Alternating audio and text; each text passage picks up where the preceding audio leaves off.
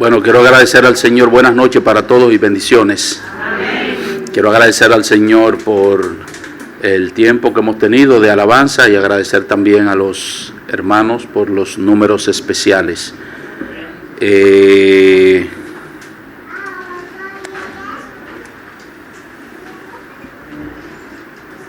Déjenme confesarle que alguien de la iglesia nos invitó después del servicio para cenar y además de eso cometió el error de darnos el menú. Y debo confesarle que estoy siendo tentado a predicar solamente 15 minutos.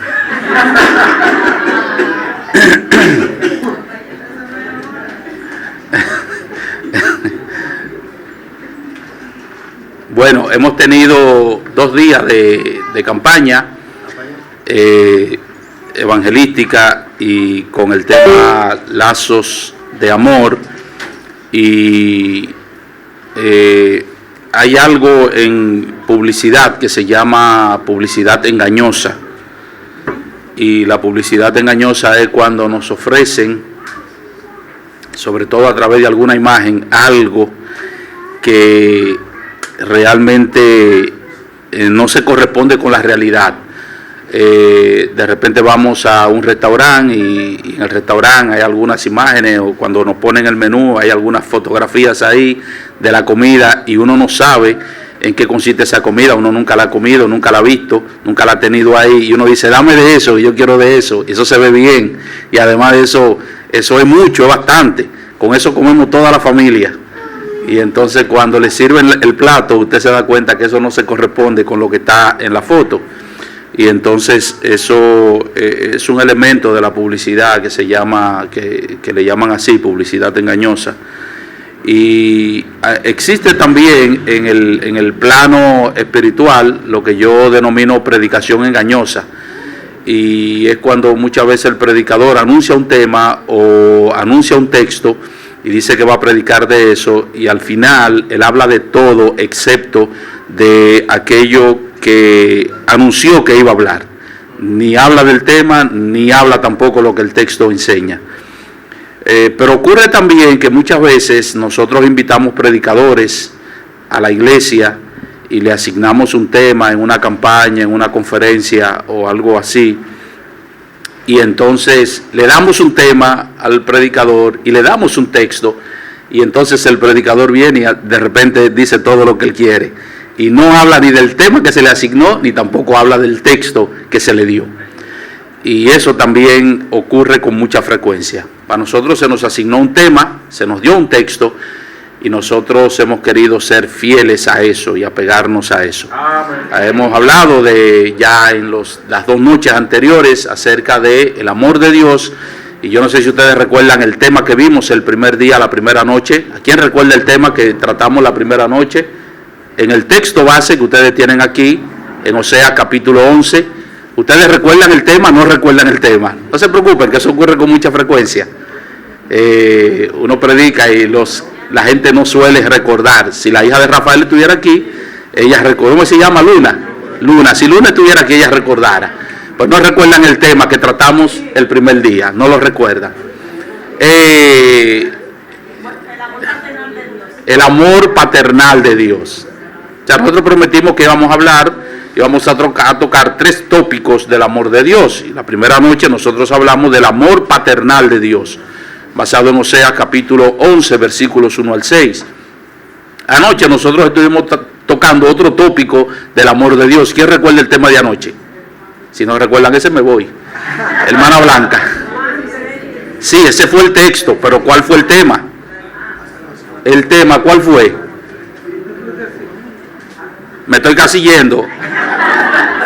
Y tomo eso como excusa además, porque ustedes saben que me quiero ir ya, y tomo eso como excusa. El gran amor de Dios, o el inmensurable amor de Dios, o el inmenso amor de Dios. Ese fue el tema. Bueno, hoy nosotros queremos hablar acerca del amor transformador de Dios. El amor transformador de Dios. Ese es el tema que queremos tratar en la noche de hoy. Quiero que me acompañen a Efesios capítulo 2, la carta de Pablo a los Efesios capítulo 2. Vamos a leer los primeros 6 versículos de este capítulo. Efesios capítulo 2, versículos 1 al 6.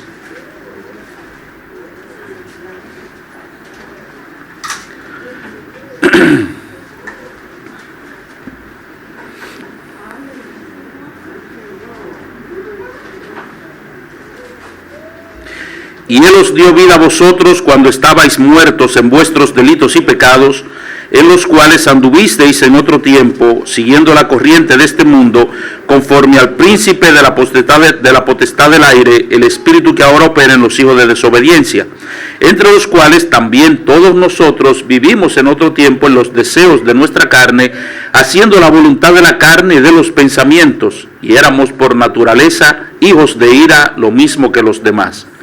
Pero Dios, que es rico en misericordia, por su gran amor con que nos amó, aun estando nosotros muertos en pecados, nos dio vida juntamente con Cristo. Por gracia sois salvos. Y juntamente con Él nos resucitó y asimismo nos hizo sentar en los lugares celestiales con Cristo Jesús. Señor, una vez más nosotros acudimos al trono de la gracia, consciente de nuestra incompetencia para nosotros a llevar a cabo, Señor, la gran responsabilidad que tú nos has encomendado de predicar fielmente tu palabra. Amén. Pero consciente también de que aquellos que están aquí tienen hay muchos obstáculos para que ellos no escuchen tu palabra, presten atención, reciban tu palabra con un corazón tierno y con una voluntad dispuesta para hacer tu palabra. Y por eso nosotros te suplicamos que tu Espíritu Santo nos ayude, Señor, en ambos sentidos. Que uses al predicador, al siervo, al instrumento que tú has designado en esta noche para predicar tu palabra, pero que obres en todos aquellos que están aquí, que se han reunido para escucharla, a fin, oh Dios del cielo, de que tu palabra caiga en un terreno fértil y, como decía el pastor hace un momento, que tu palabra pueda dar fruto a 100, a 60 y a 30 por uno. Amén. Nosotros te pedimos estos favores en Cristo Jesús, nuestro Señor y Salvador. Amén.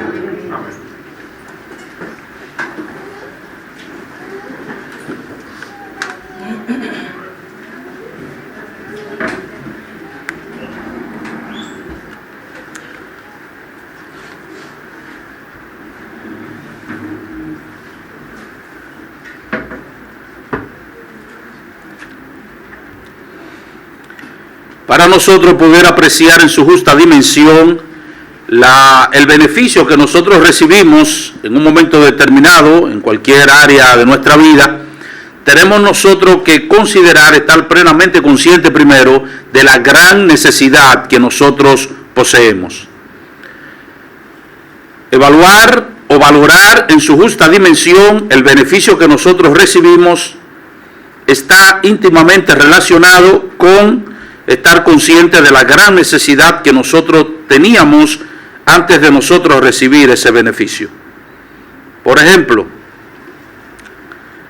nosotros podemos apreciar el hecho de que nosotros hayamos recibido la salud en un momento en que estábamos enfermos, si nosotros estamos conscientes de la gravedad de la enfermedad que nosotros teníamos. No es lo mismo que nosotros, por ejemplo, nos sanemos de una gripe a que nosotros seamos sanados de un cáncer. No es lo mismo.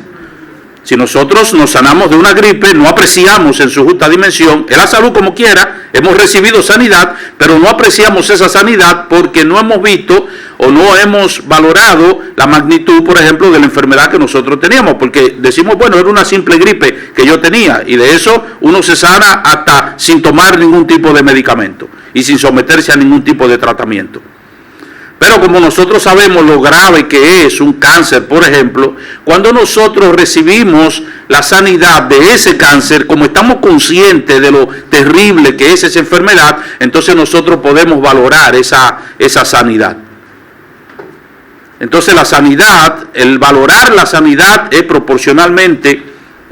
está proporcionalmente relacionado con nosotros conocer la naturaleza de la enfermedad que tenemos y su gravedad.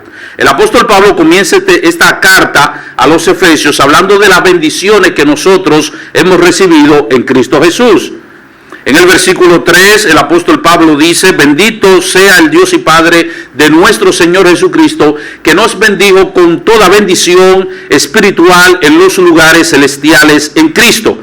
Y luego él comienza a describir en qué consisten esas bendiciones que el Señor nos ha dado en Cristo. Y todo el capítulo 1, el apóstol Pablo lo dedica básicamente a eso. Pero ahora, cuando el apóstol Pablo llega al capítulo 2, lo que el apóstol Pablo hace es tratar de presentar cuál era nuestra condición antes de nosotros recibir todas esas bendiciones que nosotros hemos recibido en Cristo Jesús.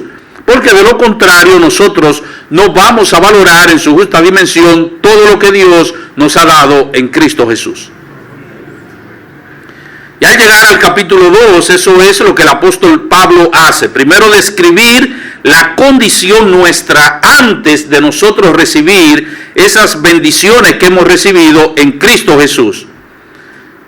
Y eso es lo que él hace en los primeros 3 versículos. En los versículos 4 al 6, el apóstol Pablo nos dice entonces el medio a través del cual el Señor nos ha dado todas esas bendiciones. Y ese es el esquema que nosotros tenemos en nuestro sermón y el cual nosotros vamos a seguir al nosotros desarrollar nuestra predicación bajo el tema el amor transformador de Dios. Lo que quiero hacer es ver la total miseria de los que viven sin el amor transformador de Dios. ¿Cuál es la total miseria en la que se encuentran aquellos que no han recibido el amor transformador de Dios? Y luego, en segundo lugar, lo que quiero que veamos es la condición actual de aquellos que experimentan ese amor transformador de Dios. Eso es básicamente lo que quiero hacer. Veamos entonces nuestro primer encabezado: la total miseria de los que viven sin el amor transformador de Dios. Los primeros 3 versículos de este pasaje muestran la condición miserable en que se encuentran todos aquellos que no han experimentado el amor transformador de Dios. ¿Y cuál es la condición de estas personas? En primer lugar, aquellos que no han sido transformados por el amor de Dios están muertos espiritualmente. Versículo 1. Y Él os dio vida a vosotros. Efesios 2:1. Y Él os dio vida a vosotros cuando estabais muertos en vuestros delitos y pecados. ¿Cuál es la condición en que se encuentran aquellos que no han experimentado el amor transformador de Dios? Ellos están muertos espiritualmente. Esto no significa que los seres humanos están completamente incapacitados para obrar algún bien. Eso no es lo que significa. Cuando nosotros le decimos a las personas que están muertas, lo primero que la persona dice: pero ¿cómo que yo estoy muerto? Si usted me ve aquí, yo me trasladé de mi casa aquí, ahora mismo yo le estoy escuchando. Bueno, tú estás vivo físicamente, pero espiritualmente estás muerto. ¿Y qué significa eso? Eso no significa que la persona que está muerta espiritualmente está completamente incapacitada para obrar algún bien. Hay muchos incrédulos que hacen montones de cosas que son loables.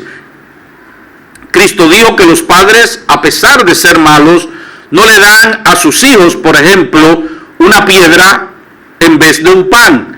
Y no le dan una serpiente en vez de un pescado. ¿Y por qué? Bueno, porque por la gracia común de Dios, los padres a los hijos les saben dar buenas cosas, aunque muchas veces le den cosas malas creyendo que le están dando cosas buenas. Así que los padres podemos decir que con sus hijos son buenos, hacen cosas buenas para ellos. Y eso es una realidad. En otra ocasión Jesucristo dijo que si le hacemos bien a los que nos hacen bien, no estamos haciendo absolutamente nada extraordinario. ¿Por qué? Porque los impíos hacen eso. Así que el Señor reconoce que las personas, aunque no le conozcan, aunque no sean salvas, pueden hacer algún bien. ¿Qué es entonces lo que significan estas palabras? Lo que estas palabras significan es que los pecadores están totalmente incapacitados por sí mismos para gustar y abrazar a Cristo y las bendiciones espirituales que les son ofrecidas en el Evangelio. Ese es el debate que se ha mantenido y que se ha sostenido desde el siglo IV en la historia del cristianismo. Que si el ser humano tiene libre albedrío o que si el ser humano no tiene libre albedrío. Y un hereje del siglo IV llamado Pelagio sostenía que el ser humano tiene libre albedrío. Decía Pelagio que el ser humano nace, es decir, que el pecado de Adán no afectó al ser humano. Eso decía Pelagio. El ser humano no, el pecado de Adán no afectó al ser humano, solamente afectó a Adán. De manera que los hombres nacen buenos por naturaleza. Y como nacen buenos por naturaleza, ellos tienen la libertad, ellos tienen el libre albedrío, la libertad, la capacidad de poder obrar el bien. Pelagio fue enfrentado por un teólogo, uno de los teólogos más prominentes del cristianismo, llamado San Agustín. Y San Agustín decía que el ser humano no nace bueno, que no es bueno por naturaleza, porque el pecado de Adán le afectó. Y como el pecado de Adán lo afectó, el hombre nace totalmente depravado. Eso decía San Agustín. Y eso fue un debate que se llevó a cabo y que finalmente Pelagio fue condenado en un concilio, y su doctrina también, o su herejía también, y eso es lo que se conoce como la herejía pelagiana. De manera entonces que eso es un debate de si el ser humano tiene libre albedrío, si el ser humano no tiene libre albedrío. Ahora, esto no se entiende bien, ni siquiera dentro del cristianismo se entiende bien qué es el libre albedrío. Porque la gente cree que el libre albedrío es la capacidad de hacer lo que quiere. No, yo tengo libre albedrío, ¿y por qué? Porque si yo quiero ahora mismo me paro y me voy de aquí. Si yo me quiero tomar un refresco, me lo tomo. Así que yo tengo libertad. Sí, pero eso no es el libre albedrío. Bueno, no desde el punto de vista teológico.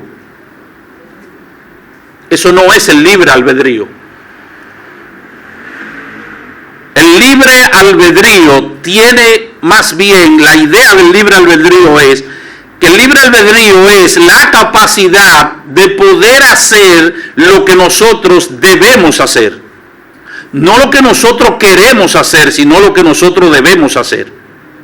¿Y qué es lo que nosotros debemos hacer? Vivir para la gloria de Dios. Ahora, nadie puede vivir para la gloria de Dios, a menos que Dios obre en esa persona. Amén. El apóstol Pablo lo expresa en Romanos capítulo 3, versículo 3, y es un texto que no se entiende mucho tampoco, aunque la gente lo cita mucho. Pablo dice en Romanos 3:23, por cuanto todos pecaron y están destituidos ¿de qué? De la gloria de Dios. ¿Y qué es lo que Pablo está diciendo ahí? La gente utiliza ese versículo regularmente diciendo, por cuanto todos pecaron y están destituidos del cielo, pero eso no es lo que el texto está diciendo. Eso no es lo que el texto enseña. Es una verdad, pero eso no es lo que el texto enseña. Lo que el texto está diciendo es, por cuanto todos pecaron, están destituidos de la gloria de Dios. Ahora es interesante porque eso, cuando uno entiende el significado de ese pasaje, eso es como un juego de palabras. Porque ¿qué es lo que significa la palabra pecado? ¿Qué es lo que significa la palabra pecado? ¿Qué es lo que significa? ¿Qué es lo que significa? La palabra pecado, la palabra griega hamartía, lo que significa es errar al blanco, fallar al blanco, no darle al objetivo. Eso es lo que significa la palabra. Eso es lo que significa la palabra pecado. Ahora fíjense lo que Pablo está diciendo. Por cuanto todos pecaron, es decir, por cuanto todos han fallado en dar al objetivo, en dar al blanco. ¿Y cuál es ese blanco? La gloria de Dios. No pueden glorificar a Dios, porque para eso nosotros fuimos creados. Nosotros fuimos creados para glorificar a Dios. Ese es el propósito. De hecho, nosotros fuimos redimidos precisamente para eso. Por eso Pablo dice, si pues coméis o bebéis o hacéis otra cosa, hacedlo todo ¿para qué? Para la gloria de Dios. Cualquier cosa que nosotros hagamos, tenemos que hacerlo una vez redimido para la gloria de Dios. porque ese es el objetivo. Así que por causa del pecado el hombre se ha extraviado, el hombre ha perdido el rumbo, ha perdido la meta y el propósito de su existencia, que es glorificar a Dios. No puede glorificar a Dios, no alcanza esa meta. Esa es la realidad. Y eso es lo que tiene que ver precisamente con el libre albedrío. No tiene esa capacidad. No puede vivir conforme al propósito de Dios para él o para ella. Por eso fue que Jesucristo dijo en Juan capítulo 8, versículo 31. Dice, Juan capítulo 8, versículo 31, dice, dijo entonces Jesús a los judíos que habían creído en él: si vosotros permaneciereis en mi palabra, seréis verdaderamente mis discípulos. Y aquí viene el 32. Y conoceréis la verdad, y la verdad los hará ¿qué? Libres. ¿Y qué es la libertad? La gente entiende la libertad como la capacidad de hacer lo que se quiere. Eso no es libertad, eso es esclavitud. La libertad es la capacidad de hacer lo que se debe, no lo que se quiere, sino lo que se debe. Y el ser humano por sí mismo no puede hacer lo que debe hacer. Hace lo que quiere hacer, pero no lo que debe hacer. Son dos cosas diferentes. ¿Pueden ver entonces qué es lo que Pablo está diciendo aquí? Y él le dio vida a ustedes cuando ustedes estaban muertos en sus delitos y pecados. Muertos espiritualmente, incapacitados para hacer lo que Dios quiere que ustedes hagan y para vivir como Dios quiere que ustedes vivan. Pablo lo expresó de otra manera en Romanos capítulo 8, versículo 7. Pablo dice: por cuanto los designios de la carne son enemistad contra Dios, porque no se sujetan a la ley de Dios, ni tampoco pueden. He aquí el dilema del ser humano sin Cristo. He aquí la condición del ser humano sin Cristo. No puede sujetarse a la ley de Dios y tampoco quiere. O no quiere sujetarse a la ley de Dios, pero tampoco puede.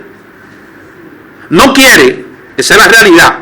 Pero aunque quisiera, no puede. Ese es el dilema del ser humano. Y la persona puede disfrazarlo de la manera que quiera. La razón por la que tú no vives para Dios, la razón por la que tú no aceptas a Cristo, ¿sabe cuál es? ¿Sabe cuál es? Tú no quieres. Esa es la realidad. Y en el supuesto de que quisiera, no puedes. Y no puedes por una razón sencilla. ¿Cuál? Estás muerto. Estás muerta. No puedes. No puedes. Ahora, si tú crees que eso es mentira, vete al cementerio y pídele a un muerto que haga algo. Lo primero es que el muerto no quiere. Y lo segundo es que el muerto no puede. Vete ahora mismo a un velorio cuando salgas de aquí, métete en una funeraria cualquiera. Y dile al muerto, pídele algo al muerto para que tú veas. ¿Qué va a hacer el muerto? Nada, no puede hacer nada. Pero él no quiere tampoco. Él no quiere que tú lo molestes, déjalo tranquilo. Pero tampoco puede hacer algo. Así que en primer lugar, la condición del ser humano, que no ha sido transformado por este amor, es que está muerto espiritualmente. En segundo lugar, estas personas viven en armonía con el sistema mundano que es gobernado por el diablo. Versículo 2. Y Él os dio vida a vosotros, versículo 1, cuando estabais muertos en vuestros delitos y pecados, en los cuales anduvisteis en otro tiempo, siguiendo la corriente de este mundo, conforme al príncipe de la potestad del aire, el espíritu que ahora opera en los hijos de desobediencia. ¿Qué es lo que nos está diciendo Pablo? Las personas que no han sido transformadas por este amor viven en armonía con el sistema mundano que es gobernado por el diablo. Y esto se manifiesta de tres maneras. Ellos viven siguiendo la corriente de este mundo. Siguiendo la corriente de este mundo. Como veíamos anoche, el sistema que impera en este mundo es completamente contrario a Dios. Así que todos aquellos que no son de Dios se identifican con este sistema mundano. Y de hecho no hay aquí un punto neutral. No hay un punto neutral. Somos de Dios y le seguimos a Él, o somos de Satanás y seguimos a Satanás. Eso suena duro, pero eso es lo que enseña la Biblia. No es de otra manera. Y hay gente que cree que puede estar en un punto neutral. No, yo ni sigo uno ni sigo otro. No, eso no es verdad. ¿Qué es lo que Pablo está diciendo aquí? Estábamos muertos en nuestros delitos y pecados, en los cuales delitos y pecados anduvimos en otro tiempo, siguiendo la corriente de este mundo, conforme al príncipe de la potestad del aire, ese es el diablo, el espíritu que ahora opera en los hijos de desobediencia. Eso es una realidad. Si no nos identificamos con Dios, nos identificamos con Satanás, que gobierna este sistema mundano. Por eso Santiago dice: oh almas adúlteras, adúlteras con un adulterio espiritual, son almas adúlteras. ¿Y por qué? Porque han dejado a Dios y se han ido tras el mundo. Porque profesan creer en Dios, pero siguen el sistema mundano. Oh almas adúlteras, ¿no sabéis que la amistad del mundo es enemistad contra Dios? Cualquiera pues que quiera ser amigo del mundo se constituye en un enemigo de Dios. Y fíjense que Santiago no está diciendo aquí: el que es un mundano es enemigo de Dios. No está diciendo el que quiera ser amigo del mundo. Ni siquiera el que es amigo del mundo. Es el que quiera ser amigo del mundo. Profesamos ser cristianos, pero nos atraen las cosas del mundo. Queremos imitar las cosas del mundo. Queremos hacer lo que el mundo hace. Y solamente eso, o suspirar por lo que el mundo suspira. Anhelar lo que el mundo anhela. Dice el Señor: ya tú eres un enemigo mío. Y por eso se nos manda en Primera de Juan, lo vimos ayer, que no amemos al mundo ni las cosas que están en el mundo. No el mundo en el sentido físico, el mundo como un sistema que es contrario a Dios. Y es contrario a Dios porque es gobernado por Satanás. Lo segundo que él dice, que el diablo gobierna tanto la atmósfera como también las vidas de las personas que son del mundo, que no han sido transformados por este amor. Por eso ellos andan siguiendo la corriente de este mundo conforme al príncipe de la potestad del aire. El espíritu que ahora opera en los hijos de desobediencia. Una de las tentaciones de Satanás a Jesucristo consistió en llevarlo a un monte alto, mostrarle todos los reinos y la gloria de ellos. Y le dijo: todo esto te voy a dar, porque a mí se me ha entregado, y todo esto te voy a dar con una sola condición: si postrado me adorare.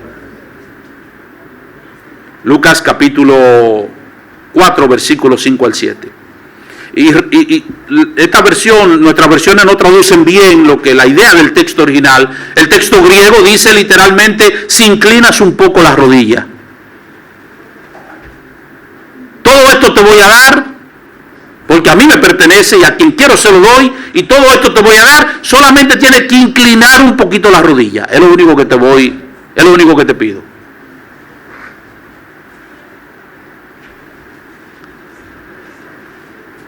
Y el Señor le dijo que eso no era posible. Vete, Satanás, porque escrito está: al Señor tu Dios adorarás y a Él solo servirás. Yo tengo un solo amo, yo tengo un solo Señor, y solamente delante de ese Señor yo me inclino. Delante de nadie más. El apóstol Pablo dice que debemos corregir con mansedumbre a aquellos que se oponen cuando le predicamos el Evangelio, por si quizás Dios les conceda que se arrepientan y escapen del lazo del diablo en que están cautivos a voluntad de Él. Eso lo dice la Biblia, no lo digo yo. 2 Timoteo 2, 25 y 26. ¿Cómo están las personas sin Cristo? ¿Cómo están las personas que no han sido transformadas por este amor? Son esclavos de Satanás. Y hacen lo que Satanás quiere que ellos hagan. Y por una razón muy sencilla, Satanás está condenado sin apelación. Está condenado. ¿Y qué es lo que quiere Satanás? Llevarse la mayor cantidad de personas que él pueda llevarse con él. Esa es la razón. No hay otra razón. Y por eso mantiene entretenida a la gente. Y por eso engaña a la gente. Él es el engañador. Engaña a la gente. Los mantiene entretenida. ¿Para qué? Para que no se detengan a ver su condición. Y se vayan al infierno sin ni siquiera notarlo. Ese es el objetivo de él. No es otro. Y él no descansa en esa labor. Y él no se descuida en esa tarea. Tú puedes ser descuidado con tu alma, pero el diablo no lo es. Él anda detrás de ti. Él, como dicen la gente de la calle, él va por ti. Él va por ti. Tú eres descuidado, descuidada con tu alma. Tú haces caso omiso a la palabra de Dios, a estas invitaciones, a este ofrecimiento de amor. Pero Satanás no se descuida con tu alma. Él anda detrás de ti. En tercer lugar, esta persona vive en sus propios deseos y los dictámenes de sus pensamientos. Versículo 3. Entre los cuales también todos nosotros vivimos en otro tiempo en los deseos de nuestra carne, haciendo la voluntad de la carne y de los pensamientos, y éramos por naturaleza hijos de ira, lo mismo que los demás. ¿Ven? ¿Cómo que la gente vive? Haciendo lo que la carne le gusta a la carne, lo que la carne le dice que haga. Ay, yo no me convierto. ¿Y por qué? Porque es que cuando uno se convierte tiene que dejar de beber romo. Y a mí me gusta mucho el romo.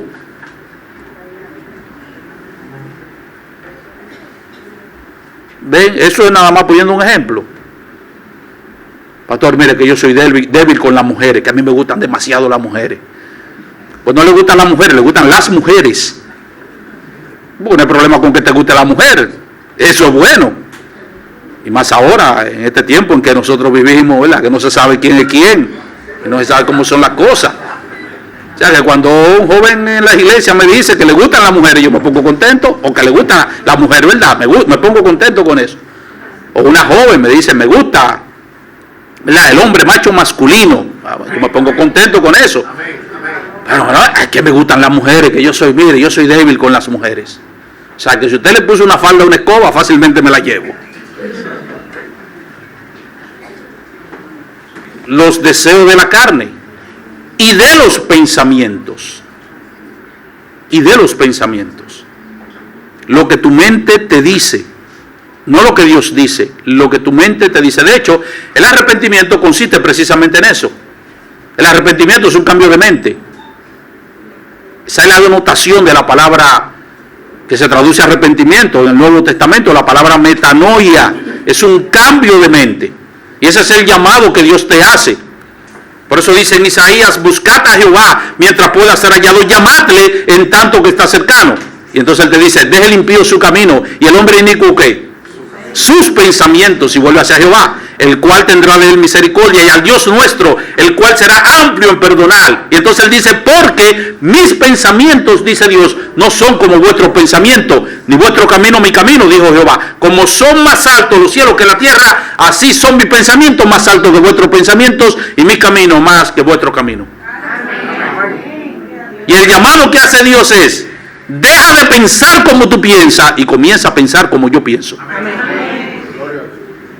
Ah, pero nosotros queremos que Dios piense como nosotros pensamos. Eso es imposible. Nosotros tenemos que pensar como Él, porque el que está bien es Él. Nosotros somos los que estamos mal. Nuestros pensamientos son los que están mal. Y una vez que nos convertimos, ¿qué dice Pablo? No se conformen a este siglo, sino transformaos por medio de la renovación de vuestro entendimiento, para que comprobéis cuál sea la voluntad de Dios, agradable y perfecta. Reina Valera traduce entendimiento, pero es por medio de la transformación de vuestra mente. De vuestra mente. Y en Efesios dice, todo lo que es verdadero, todo lo honesto, todo lo justo, todo lo puro, todo lo amable, lo que es de buen nombre, etcétera, etcétera. En esto, pensad. Es un cambio de pensamiento. Porque mientras sigas viviendo de acuerdo a los deseos de tu carne y a lo que te dice tu mente, vas a seguir en esa condición miserable en la que vive y vas a terminar en una perdición eterna. Eso es lo que la Biblia nos enseña. En cuarto lugar, aquellos que no han sido alcanzados por el amor transformador de Dios permanecen bajo su ira.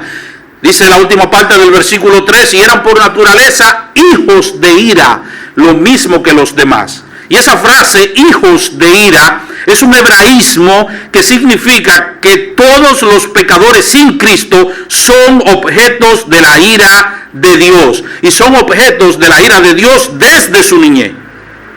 En nuestro estado natural, por haber nacido en el pecado, la ira de Dios está sobre el impío. Eso es lo que enseña la palabra de Dios.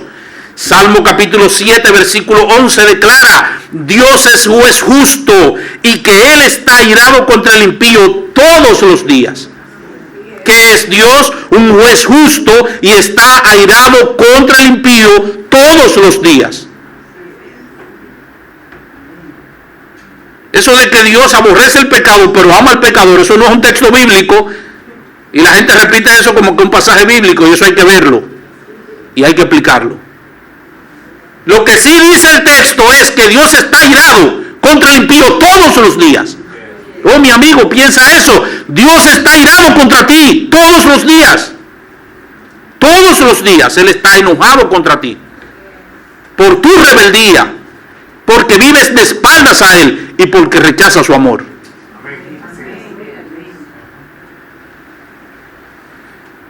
Romanos capítulo 1, versículo 18, el apóstol Pablo dice exactamente lo mismo.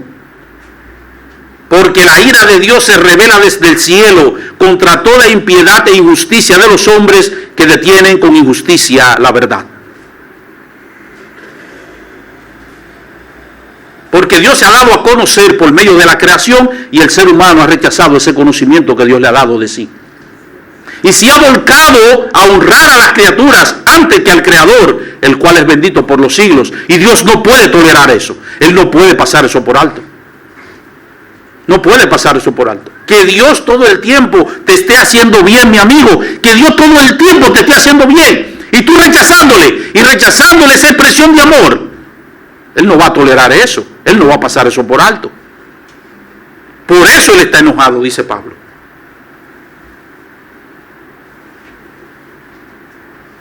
Y en el capítulo 2, versículo 5, Él dice que por tu dureza y por tu corazón no arrepentido, atesora para ti mismo ira para el día de la ira y de la revelación del justo juicio de Dios, el cual le pagará a cada uno conforme a sus obras. Y aquí Pablo presenta la ira de Dios como un río que va corriendo y que va corriendo y que va corriendo. Pero en una parte del río hay un dique, hay una represa con un dique ahí que detiene el agua, esa agua de la ira de Dios. Pero ¿qué pasa? Que esa ira se va acumulando y se va acumulando y se va acumulando y se va acumulando. Y si tú no te conviertes tarde o temprano, entonces la ira de Dios se rebosará y caerá sobre ti.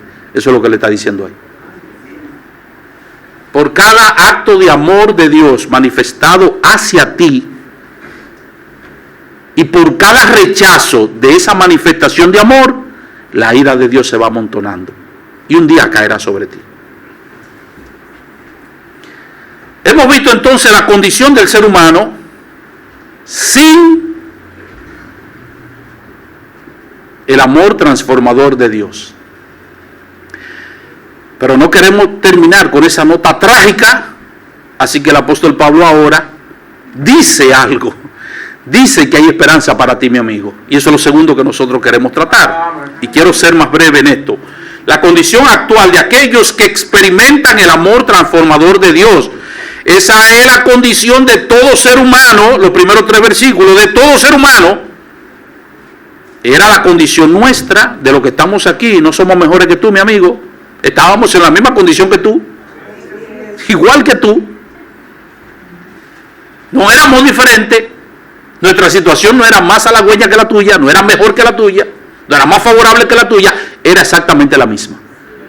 ¿Cuál fue la diferencia? Que fuimos transformados por el amor de Dios. Esa es la diferencia. Y eso es lo que Pablo va a presentar aquí. El gran amor de Dios que trae consigo a Cristo y la salvación es manifestado por medio de su misericordia y su gracia salvadora. Por su misericordia Dios se compadece de nosotros y no nos manda al infierno que merecemos. En cambio, por su gracia, Él nos da todas las bendiciones espirituales que no merecemos. Y esa es la diferencia entre la misericordia y la gracia. ¿Cuáles son esas bendiciones que nosotros hemos recibido como resultado del amor transformador de Dios? Pablo menciona 3 aquí. En primer lugar, los que experimentan el amor transformador de Dios son vivificados. Versículo 4. Pero Dios, que es rico en misericordia, por su gran amor con que nos amó, aun estando nosotros muertos en pecados, nos dio vida juntamente con Cristo. Por gracia sois salvos. Hay 3 ideas que debemos resaltar en estos versículos en cuanto a la vida que recibe el pecador cuando es transformado por el amor de Dios. Número 1, esta vida es impartida como un acto único del Dios soberano. Fíjense el pero con el que Pablo introduce un conector adversativo para contrastar lo que ha dicho anteriormente con lo que va a decir a continuación. Que es lo que él ha dicho en los primeros 3 versículos. Ha descrito la miseria en que se encuentra el ser humano. Y ahora viene con ese pero y dice, pero Dios.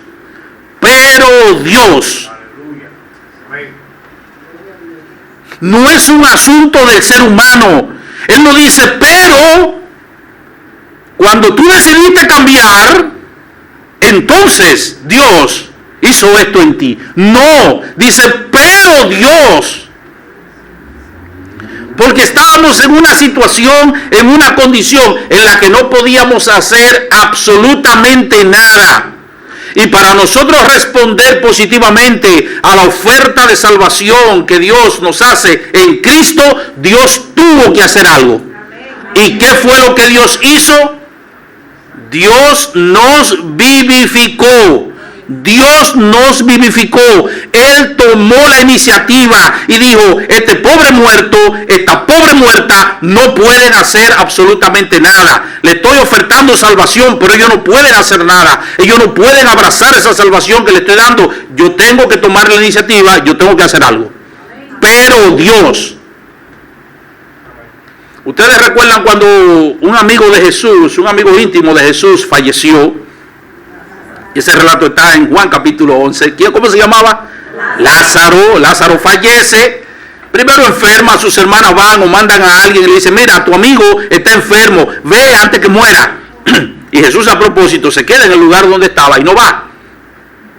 Y entonces cuando Jesús decide ir, le mandan unos mensajeros y dice, ya no venga, que ya él murió. No te molestes ya, que ya él falleció. Y después Jesús le dice, vamos a Betania. Y entonces los discípulos dicen, pero ya él murió, ya no tiene sentido viajar allá. Y Jesús le dice, esa muerte no es, esa enfermedad no es para muerte, la enfermedad de Lázaro es para que la gloria de Dios se manifieste. Así que Jesús decide ir, pero ya Lázaro tiene 4 días enterrado o de muerto. Y entonces Jesús se presenta y le dice a su hermana que él va a resucitar a Lázaro, que ella debe confiar en él, porque él es la resurrección y la vida. Y cuando Jesús va y se para frente a la tumba de Lázaro, Jesús le dice, quiten la piedra, Señor, pero ¿cómo quiten la piedra? Es un cadáver putrefacto, hiede ya, tiene 4 días ahí. Quiten la piedra, pues yo te dije que si tú crees verás la gloria de Dios. Y Jesús ora al Padre y le dice al Padre, Padre, yo sé que tú siempre me oyes, estoy orando por estos incrédulos que están aquí, que no creen, la gente que está aquí que no cree. Y yo lo que espero es que tu gloria se manifieste ahora. Y cuando quitan la piedra, Jesús le dice, Lázaro, ven fuera. Y Lázaro se paró de la tumba y salió, envuelto en el sudario. Y Jesús le dijo, desátenlo y déjenlo ir. Ahora, ¿usted cree que Lázaro podía salir de ahí? ¿Podía Lázaro salir de ahí? Si Jesús no lo llama y lo llama a otra persona, ¿podía Lázaro pararse y salir? No. Lázaro respondió a la voz autoritativa de Cristo, a la voz vivificante de Cristo, esa misma voz que le dio vida a la creación, porque todas las cosas por Él fueron hechas, y sin Él nada de lo que ha sido hecho fue hecho. Así que Él dijo, sea la luz, y se hizo la luz. Y Lázaro respondió a ese llamado. Y dicen algunos estudiosos que si Jesús hubiese dicho, ven fuera, todos los muertos que estaban se iban a levantar de la tumba e iban a salir. Y por eso él tuvo que decirle, es a ti solamente Lázaro, los otros que quedan ahí. A ti Lázaro, ven fuera.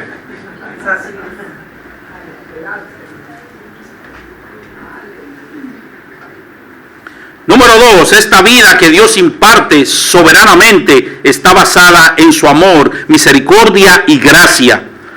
Pero Dios, que es rico en misericordia por su gran amor con que nos amó, aun estando nosotros muertos en pecado, nos dio vida juntamente con Cristo, por gracia sois salvos.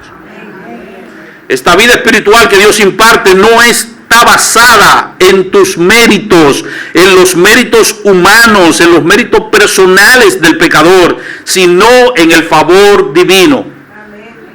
Déjame hacerte una pregunta, ¿cuál es el atractivo que tiene un cadáver? Digo, yo no sé, porque como hay gente que tiene, ¿verdad?, unos fetichismos y una cosa, no sé, de repente, pero ¿cuál es el atractivo que tiene? ¿Tú le ves algún atractivo? Yo nunca he visto a nadie saliendo de un funeral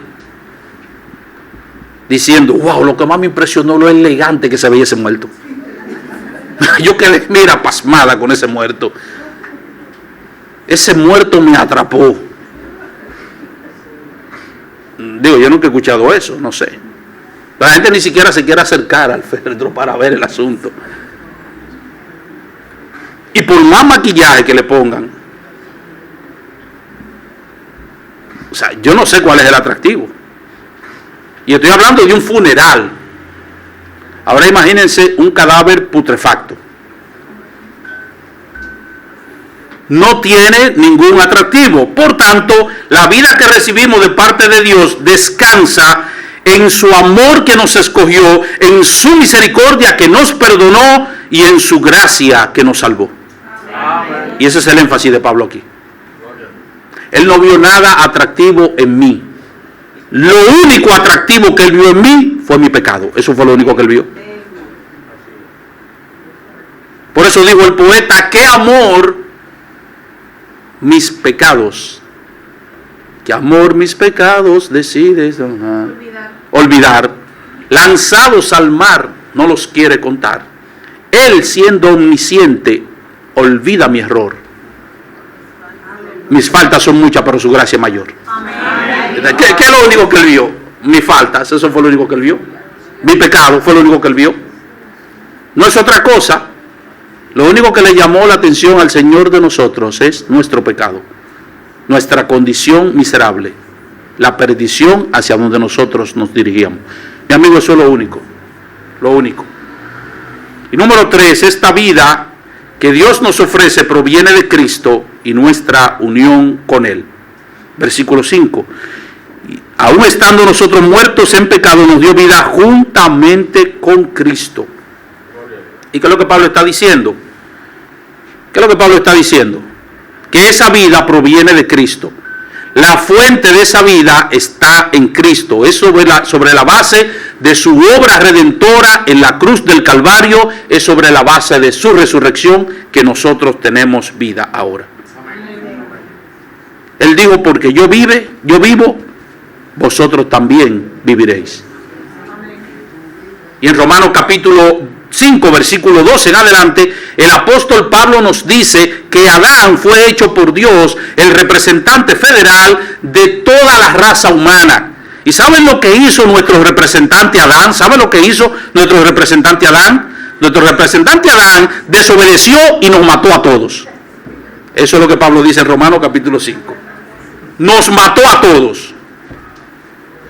Por tanto, como el pecado entró en el mundo por un hombre, y por el pecado la muerte, así la muerte pasó a todos los hombres por cuanto todos pecaron. Espérate un momentito, Pablo, que yo pequé. ¿Y cuándo fue que yo pequé? Yo no estaba presente en el huerto del Edén. ¿Usted estaba presente en el huerto del Edén? No, el que pecó fue Adán. Y usted dirá, ¿y qué culpa tengo yo de lo que hizo Adán? Es que Adán fue hecho por Dios tu representante federal. Así que si el presidente de la República coge préstamo, ¿quién va a pagar esos préstamos? Es una pregunta que yo te hago. ¿Quién va a pagar esos préstamos? El pueblo no, lo va a pagar tú y yo. Lo vamos a pagar nosotros.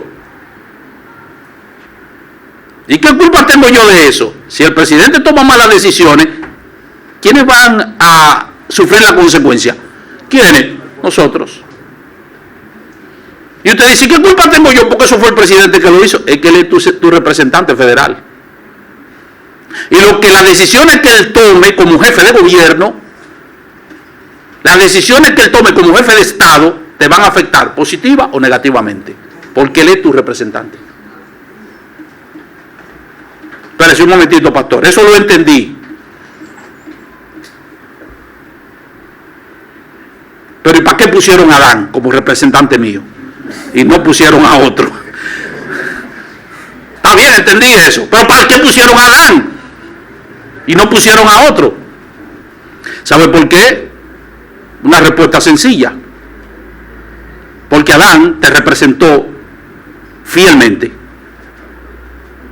Porque déjame preguntarte, si te hubiesen puesto a ti, ¿qué te hubiese hecho? ¿Qué te hubiese hecho si te hubiesen puesto a ti? Digo, ¿qué te hubiese hecho? Mi pregunta. ¿Tú crees que tú le ibas a hacer mejor que Adán? ¿Tú crees que yo le iba a hacer mejor que Adán? No, hubiésemos hecho lo mismo. Adán nos representó fielmente. Pero Dios no lo dejó ahí. Él envió un segundo Adán. Y así Pablo lo presenta, el postrer Adán. ¿Y saben lo que hizo el postrer Adán? Que vino a darnos lo que Adán no nos pudo dar. Vida eterna. Eso es lo que está diciendo el pasaje aquí. Él nos dio vida juntamente con Cristo. En segundo lugar, los que experimentan el amor transformador de Dios son resucitados. Versículo 6. Y juntamente con Él no se resucitó. Ahora, si Él dice que ya me dio vida con Cristo, ¿por qué ahora dice Pablo que Él nos resucitó con Cristo? ¿Cuál es la diferencia entre darme vida y resucitarme con Cristo? No es lo mismo. ¿Cuál es la diferencia? La diferencia es la siguiente. Ser vivificados se refiere al acto por el cual Dios nos da vida espiritual ahora, sacándonos de la muerte del pecado mediante la regeneración interior. Recuerden que él comienza diciendo que nosotros estábamos como muertos. Entonces, lo primero que él dice, nos dio vida, nos regeneró, nos vivificó. ¿Para qué? Para que ahora, estando vivos, nosotros podamos responder a la oferta del Evangelio. Amén. Podamos responder en arrepentimiento y fe. Amén. Por eso que tienen un debate los teólogos con aquello del ordo saluti o el orden de la salvación. ¿De qué viene primero? ¿La fe o el arrepentimiento o la regeneración? ¿Qué viene primero? Primero la gente se arrepiente y después cree y después Dios lo regenera, o primero Dios lo regenera, y eso es un debate que interminable. No vamos a caer en esas cosas, eso es un paquete. Ahora, lo cierto es que para que tú puedas responder al llamado de Dios, a la invitación que Dios te hace, Él tiene que darte vida. Y eso fue lo que Cristo le dijo a Nicodemo: el que no naciere de nuevo, el que no fuere regenerado. A eso que la Biblia le llama también la regeneración. La vida interior para que pueda responder a la oferta de salvación. Y por eso que comienza en Dios el asunto y termina en Él. Ahora, ser resucitados describe el hecho de que Dios nos levanta a una nueva condición junto con Cristo, otorgándonos una posición de vida nueva en Él y anticipando nuestra futura resurrección corporal. ¿Pueden ver la diferencia ahora? Déjenme explicárselo si no lo han notado. Romanos 6. Pablo dice: ¿qué pues? ¿Perseveraremos en el pecado? En ninguna manera. ¿Perseveraremos en el pecado porque no estamos bajo la ley? No, de ninguna manera. Y eso es una expresión enfática en griego. Ni se te ocurra pensar semejante cosa. Y ahora te va a dar la razón. ¿O no sabéis que todos los que hemos sido bautizados en Cristo Jesús hemos sido bautizados en su muerte?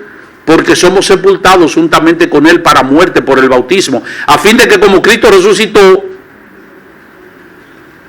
por la gloria del Padre, así también nosotros andemos, ¿cómo? En vida nueva. ¿Ven entonces la resurrección? ¿Con qué se conecta la resurrección espiritual?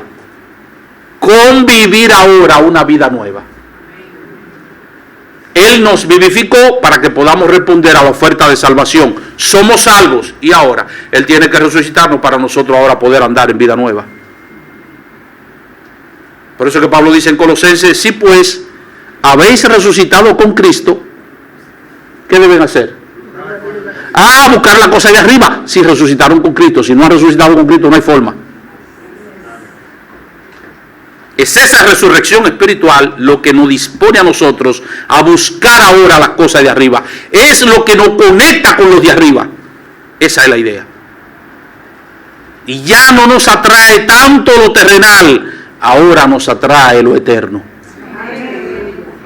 Esa es la idea. Y eso nos prepara y anticipa la resurrección corporal. Pero hay algo más. Los que experimentan el amor transformador de Dios están sentados con Cristo en los lugares celestiales. Espérate un momentito. Estamos sentados con Cristo en los lugares celestiales. Yo pensaba que estábamos aquí sentados en los bancos de Iglesia Bautista Fuente de Vida. ¿Cómo es eso? Es un asunto posicional. Esta frase significa que Dios ha otorgado al creyente una posición espiritual exaltada unida a Cristo. Se trata de una realidad posicional donde el creyente comparte la victoria, autoridad y seguridad del Cristo entronizado, aunque todavía esté aquí en la tierra. Es así como Dios nos ve. Estamos sentados con Cristo allá en su trono. Es así como Él nos ve. Qué bendición, mis amados hermanos. Lo que hace y lo que ha hecho el amor transformador de Dios por el pecador. El amor transformador de Dios es algo que nos lleva del polvo a la gloria. Nos toma en una situación, en una condición miserable y nos lleva a una posición exaltada. Eso hace el amor de Dios. Eso hace el amor transformador de Dios. ¿Y cómo nosotros estamos reaccionando a ese amor? ¿Somos conscientes de lo que ese amor ha hecho por nosotros? ¿Estamos todavía buscando la cosa de abajo o nosotros buscamos las cosas de arriba? ¿Hemos entendido que estamos en este mundo de paso, que somos extranjeros y peregrinos aquí? ¿O hemos encontrado en este mundo una morada confortable? Hemos hecho de este mundo un paraíso, de tal manera que pensamos que nos vamos a quedar aquí a vivir eternamente en este mundo caído. ¿A qué nosotros le dedicamos más tiempo? ¿A qué le dedicamos más energía? ¿A qué le dedicamos nuestros talentos? ¿A qué le dedicamos nosotros? ¿En qué nosotros invertimos nuestro dinero? Esas son las cosas que dicen dónde está nuestro corazón. Esas son las cosas que dicen si nosotros hemos entendido este asunto y si nosotros estamos buscando realmente las cosas de arriba. Hermanos amados, nuestra vida es breve aquí en la tierra. Breve, muy breve. Porque por más que tú vivas, en comparación con la eternidad, la vida es muy breve. No tenemos todo el tiempo para hacer aquello que Dios nos ha llamado a hacer. Me es necesario, dijo Cristo, hacer las obras de mi Padre, entre tanto que el día dura, porque la noche viene cuando nadie puede trabajar. La noche de nuestra vida llegará.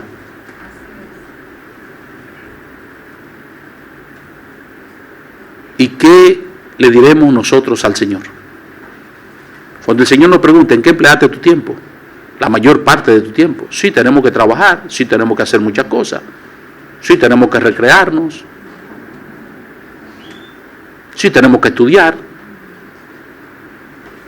pero ese es el fin de nuestra vida, ese es el propósito de nuestra existencia.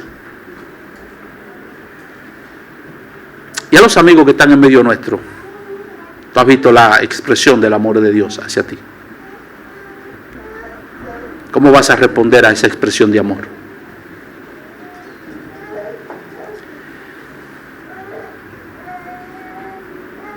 Antes, los que somos casados aquí, antes de nosotros casarnos, que vivíamos enamorándonos, tanto las hembras como los varones,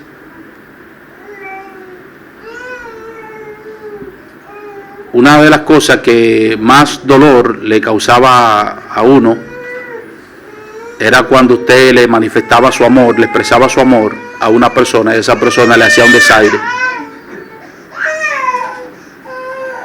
Eso era terrible. Y sobre todo cuando el barrio se enteraba.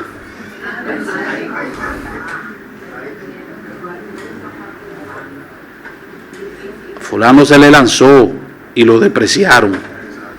Fulano se guayó. Y entonces yo no sé por qué eso funciona así, porque ese rumor cuando se riega de que, por ejemplo, una chica lo rechazó, como que ninguna chica le quiere hacer caso a usted tampoco. Yo no sé por qué eso funciona así. Si la muchacha le decía que sí, entonces como que las otras andaban detrás. Y como que, mira, yo estoy aquí. Pero cuando le decían que no, ya eso era como una mala suerte, yo no sé. Y parece como que se comunicaban. De manera que cuando uno manifiesta, expresa su amor, y ese amor no es correspondido, eso es terrible, desgarrador. Dios manifiesta su amor hacia ti. Todos los días, aunque tú no te detengas a pensar en ello. Tú no sabes diariamente de cuántas cosas el Señor te libra. Tú no lo sabes, tú no te enteras. Ni yo me entero. Yo le pido al Señor que me proteja cada día, que proteja a mi familia, que proteja la... Pero uno no se entera realmente de todos los peligros que les rodean y les acechan cada día y de los que el Señor le libra. Uno es consciente a veces de algunos de ellos. Eso es una expresión de amor hacia ti. Dios expresa su amor hacia ti sustentándote cada día. Te da alimento. Dios expresa su amor hacia ti sanándote de enfermedades. Dios expresa su amor hacia ti dándote